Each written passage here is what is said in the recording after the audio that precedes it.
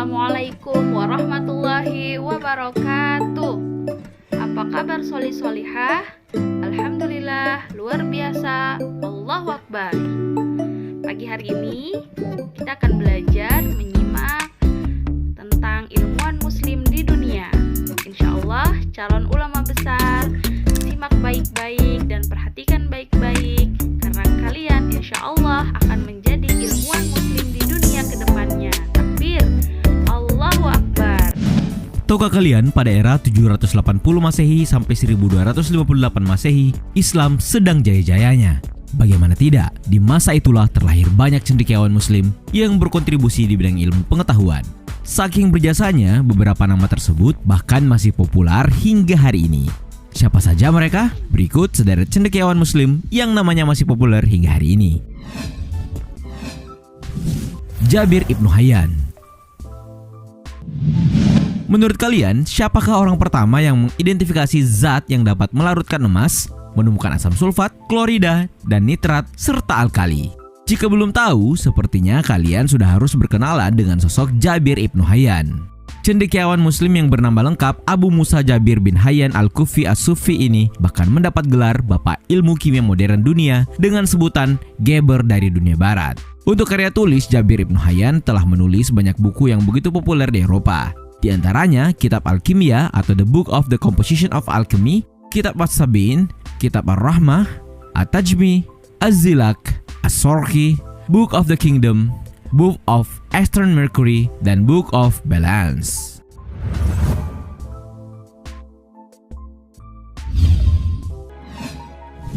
Al-Khwarizmi. Kalau kalian penasaran siapakah sosok di balik terciptanya penomoran 1-10, maka nama Al-Khwarizmi tentu saja harus disertakan. Dikenal sebagai ilmuwan muslim yang ahli di bidang matematika, Al-Khwarizmi juga berjasa menemukan konsep aljabar serta algoritma.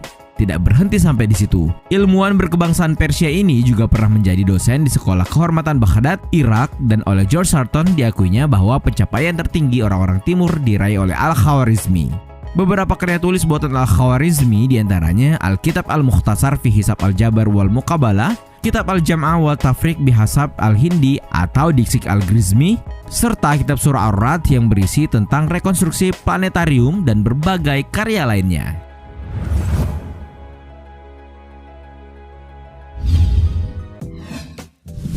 Thibit Ibnu Qurra. Satu lagi ahli matematika yang berasal dari cendekiawan muslim dan sangat berjasa dalam meletakkan dasar-dasar matematika modern. Yap, siapa lagi kalau bukan Thibit Ibnu Qurradi yang didapuk sebagai pendiri ilmu keseimbangan berkat kitab monumental yang ditulisnya, yakni kitab Fi'l Kharastun atau buku keseimbangan balok. Nah, selain itu yang mesti kalian tahu adalah cendekiawan muslim di zaman kekuasaan dinasti Abbasiyah ini juga berjasa dalam penemuan hitungan integral, geometri analitik, dalil trigonometri lingkaran, serta konsep angka-angka real.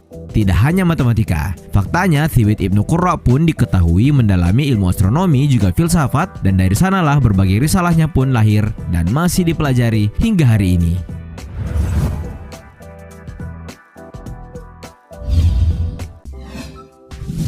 Az-Zahrawi. Tahukah kalian jika bukan karena Az-Zahrawi, mungkin saja hari ini dunia kedokteran tidak akan menemukan kecanggihannya. Sebab dari tangan cendekiawan yang bernama lengkap Abul Qasim Khalaf Ibnu Al-Abbas Al-Zahrawi inilah konsep operasi modern lahir. Sebab dari tangan ilmuwan asal Cordoba ini pula lah tercipta catgut serta 26 peralatan bedah lainnya seperti pisau bedah, sendok bedah, retraktor, pengait, surgical rod, spekula, bone saw, plaster, dan lain-lain. Hal ini sebagaimana dituliskan oleh Robert Kerzinger dalam bukunya yang berjudul History and Philosophy of Biology tahun 2015. Tidak hanya itu, Al-Zahrawi pun diketahui merumuskan pemikiran yang sangat membantu perkembangan ilmu kedokteran modern. Bahkan banyak dokter dari berbagai penjuru Eropa dan belahan bumi lainnya yang datang kepada Al-Zahrawi untuk belajar.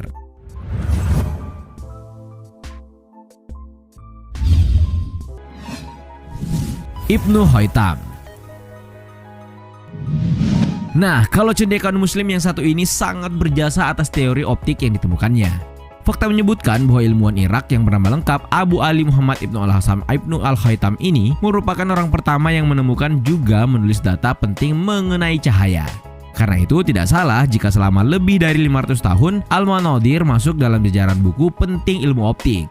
Bahkan sudah ada sekitar 200 buku yang ditulisnya, meski hanya sebagian yang tersisa, di mana salah satu karya monumentalnya, yakni Kitab Al-Manadir, pun tidak jelas keberadaannya. Dan jangan heran juga jika nama-nama seperti Boger, Bacon, dan Kepler yang sekarang dikenal sebagai pencipta mikroskop serta teleskop awalnya terinspirasi dari seorang Ibnu Khaitam.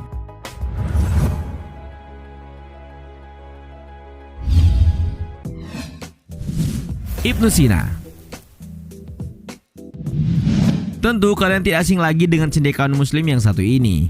Siapa lagi kalau bukan Ibnu Sina yang karena penemuan dan buah karyanya ia akhirnya dikenal dunia sebagai bapak kedokteran modern.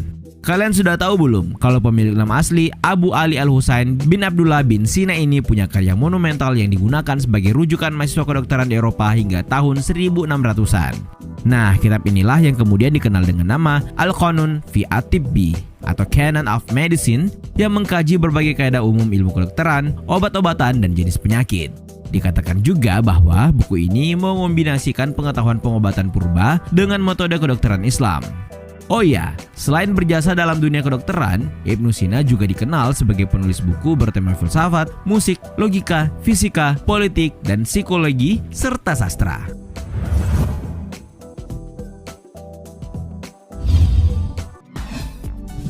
Umar Khayyam. Nama Umar Khayyam sepertinya sudah sangat familiar, terlebih atas reputasinya sebagai matematikawan dan astronom dari periode abad pertengahan.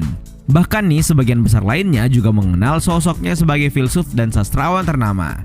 Sumbangsihnya dalam bidang matematika dapat ditemui dalam Treatise on Demonstration of Problems of Algebra, salah satu risalah paling penting pada aljabar yang ditulisnya sebelum era modern.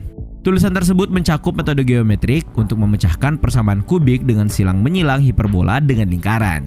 Nah, sementara dalam bidang astronomi, ilmuwan Iran tersebut berhasil mengoreksi kalender Persia serta menghitung panjang tahun matahari secara akurat.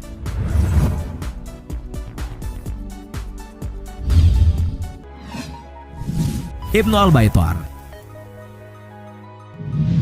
Sosok cendekiawan yang satu ini begitu berjasa dalam mencatat penemuan dokter abad pertengahan secara sistematis.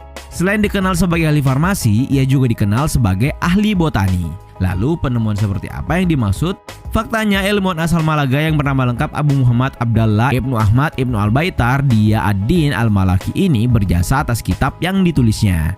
Nah, di mana Al-Jami fil Adwiyah Al-Mufrada adalah kitab yang dimaksud. Ensiklopedia tumbuh yang ada dalam kitab ini mencakup 1.400 item. Terbanyak adalah tumbuhan obat dan sayur mayur termasuk 200 tumbuhan yang sebelumnya tidak diketahui jenisnya.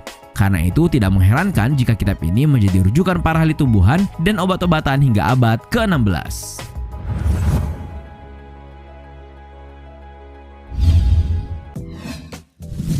Ibnu Al-Nafis. Dikenal sebagai ilmuwan multitalenta, Ibnu Al-Nafis tidak hanya berkontribusi dalam bidang medis. Ilmuwan asal Damaskus ini pun diketahui turut pula dalam menyusun risalah bertema hukum, teologi, filsafat, sosiologi, dan astronomi. Ia bahkan menulis salah satu novel Arab pertama yang diterjemahkan sebagai Theologus Autodidactus. Kontribusinya dalam bidang medis pun cukup gemilang, sebab orang-orang mengenal sosoknya sebagai ilmuwan pertama yang mengungkapkan teori pembuluh darah capillary. Secara akurat, ia dapat mendeskripsikan peredaran darah dalam tubuh. Karena itu tidak salah jika ia mendapat julukan sebagai Bapak Fisiologi Peredaran Darah. Hebatnya lagi, ia berhasil menulis ensiklopedia medis terbesar yang pernah tercatat di dalam sejarah.